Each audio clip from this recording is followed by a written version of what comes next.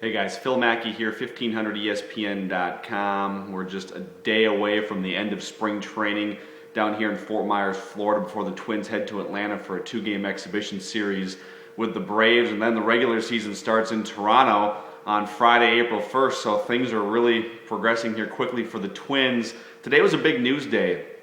We found out that the 25-man roster was finalized. The bullpen battle has been resolved, and that battle for the final utility spot has also been finalized. You've got Luke Hughes, who hit 6 home runs this spring, more than twice as many as any other player on the roster. He's sent down to AAA Rochester. Matt Tolbert will be the utility man.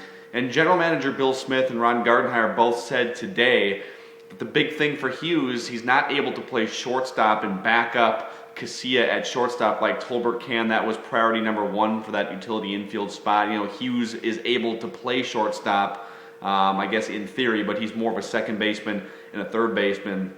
And as far as him hitting 6 home runs this spring, keep in mind he also only drew 2 walks and struck out more than any other player on the roster. So a pretty big hole in that swing. The Twins figured he could use some everyday playing time in AAA, even though he might provide some power off the bench if he were on that 25-man roster. The Twins just want to see a little bit more from him, and they feel like if he's on the roster, he's not going to wind up playing every day anyways. He's going to come off the bench and maybe pinch hit for Alexi Casilla 1 or 2 times a week. So not that it'd be a wasted spot to have a nice bat like Hughes off the bench, but I don't think it's as big of a disaster as maybe a lot of Twins fans are going to paint it. But Hughes will be the first guy up if the Twins do need somebody in that infield throughout the season.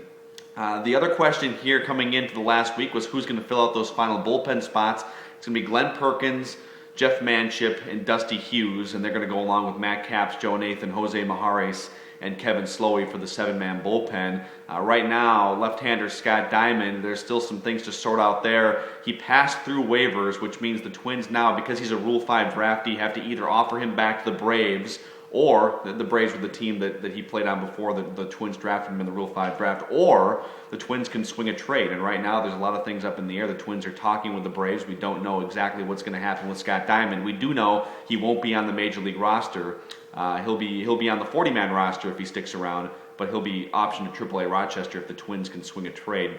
As far as the closer situation goes, Gardenhire hinted very strongly that Joe Nathan's going to get the first crack at it, but he also said that Nathan is highly unlikely to be able to pitch 3 or 4 days in a row. That means if Nathan comes out back-to-back days and tallies saves, then Matt Capps would be the guy to come in. But it sounds like Joe Nathan's going to get a shot, at least initially, to close out some games.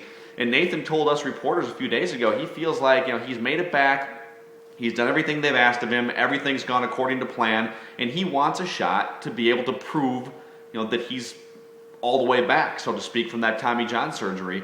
And he feels like if they're not giving him a chance to close, then maybe he hasn't quite made it all the way back, even though Nathan was quick to say that the closer's role is just a title.